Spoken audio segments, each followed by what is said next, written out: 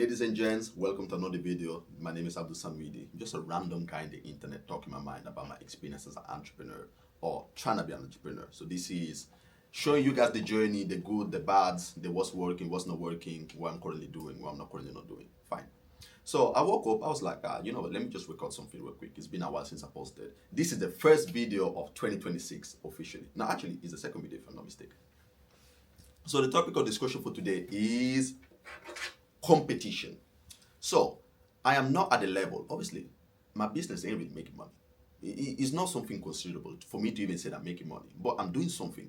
I like to say I'm doing more than 90% of people that say they want to be an entrepreneur, and that is more than, let's say, 99% of the common people. Because the common person, when you get to a level where you have a corporate job, just like, do I really want to put myself into having already a 9 to 5, being stuck in traffic for like 45 minutes just to do a 10 minutes journey, being stuck again on my way back, and then do I really want to do something extra on the side that can I just take the paycheck, then eventually after 5 years get like a corporate raise, and then eventually when I'm 55, I can have a salary of let's say 50 grand a year. I'm not one of them. No. I want that 50 grand a year to become a 50 grand a month. Fast. Not as fast as it should be, but you need to have patience in this game. But at the same time, you need to be patient. So it's two things can be true at the same time. You need to be patient because it takes time to build, but you need to pressure through it to make it as fast as humanly possible for yourself. So don't end up being complacent and be like, one day it's gonna happen. This is how I ended up, even myself back in the days, be like, yeah, eventually it's gonna sort itself out. It doesn't work like this. The almighty God in the sky does not work like this. It does not reward the lazy. So if you have a lazy mentality, well, forget about it. So let's go back to the main topic, which was competition. So I was speaking to a friend of mine, and she asked me how business was doing. So I explained to her how this, how that. And it slightly slowed down, but I'm about to come stronger in this 2026. Just wait. More videos to come. Then I asked her how hers was doing. Well, she tried to get into the cosmetic industry. Not cosmetic, like selling cosmetic, but selling services. So then hair install, bundles, etc., etc., etc. And she said that she wanted to quit because competition was too hard. And I asked her, what do you mean by competition? And she said every time she opens Instagram, there is always some new girl that does the same thing that she does. So she felt like, word of the day is feelings. She felt like there was no market share for her to capitalize on. And I told her, slow down a second. Wait.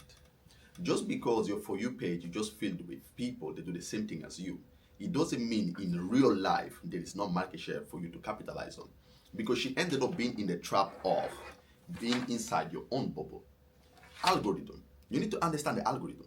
So nowadays everybody has a phone, and we just end up scrolling for no reason. I try my best to be a producer, not a consumer. A consumer is a product. A provider is the guy that sells the product. So no matter if I'm trying to sell marketing services or I'm trying to sell somebody a video of me, they're trying to redirect them to something like a marketing service. If you watch it, you are the consumer, you're the product. No, if you watch it, you're the buyer. If you produce it, you're the seller. So I'd rather be the seller than the buyer. So she ended up being in that trap where her For You page is just showing them the same thing that she's trying to do. And she assumed that this is everything. But it's just a small bubble. So even myself and I am in the AI niche. All I see is just AI providers coming up with new AI stuff every single day. But that doesn't mean that 90% of people even know about how to use correctly ChatGPT. And I understand that. But it takes a little bit of thinking outside the box to get into that conclusion. But she didn't, so I gave her that first. Then I told her, in most niches, about a very good percentage, unless you get into some weird niches about being I don't know, scientific researcher for penguins in Antarctica, for example, you will end up have more buyers than sellers.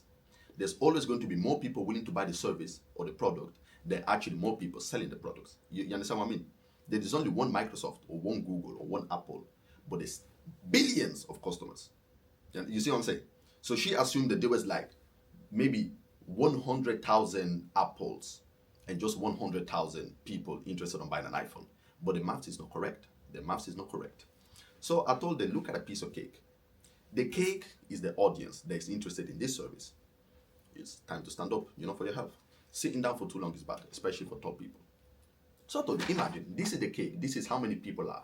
So 100 people are interested on getting the wig done or the makeup or whatever. But if there is 10 providers, you are one of them, it doesn't mean you need to come in and take the full cake. Everybody's trying to take as much of the cake as possible, well knowing that they cannot take the full cake. So in a realistic world, 10 people get 10 clients each. So everybody has 10 clients. However, you need to look at it on a different way. So there's this thing called, what is it, the Pareto principle? 20% of the providers will get 80% of the jobs, and then the remaining 20% will be shared amongst the bottom 80% of people. So there's a mismatch. That's why the billionaires are making, there's like what, 1% of billionaires that are making a bunch of the money, even in companies, in any industry, in the phone industry, in the car industry. The top 5 to 10 car producers are taking 80% of the clientele. Then the remaining small ones have to share the remaining 20%. So that's how it operates. So I thought that you need to look at it in this scenario. You need to come in, analyze the market, to be like, if this is what everybody's doing, how can I come in and then outpace the competition? It doesn't matter when you get inside the market. It matters when you bring innovations into the market. When ChatGPT came inside the market, it was a revolution. 2020 December, that's when I discovered it. Or 2021, around those times. So I was like, wow, look at it now. It just took over and swiped out. So if she was to come in and bring innovation, bring stuff that people are not currently doing in this niche, instead of just 10%, aka 10 clients, she can capitalize, perhaps get 20%. Then the remaining 9 people have to share 80 clients in 9 people. So it's not 10 each now. It's like maybe 9 or 8. So that's how she needs to look at it. So I told her, first thing first, your mentality is wrong about things, because there is always demand for services or products. You simply need to be in the right place at the right time, or perhaps near it. A wise man once said, you don't need to be underneath the waterfall. You just need to be near it enough to get the sprinkles of water to be fine. And the sprinkles of water are customers, and it makes a bunch of sense. But the further you manage to get closer to the waterfall, the more you will get. But at the same time, the closer you're trying to be, it's like a waterfall on a cliff. So now, you need to start climbing the cliff, and some people just capped out because they ain't got no more energy. So you need to bring extra equipment, extra harnesses, extra climbing shoes, extra this, extra that. We need to analyze how to get those extras and from where. Like if you're in the middle of a cliff, you can't just Amazon order it, right? You need to find a creative way. So look at these as business. Same principle, that's how it operates. So this is the video for the day. I talk about competition.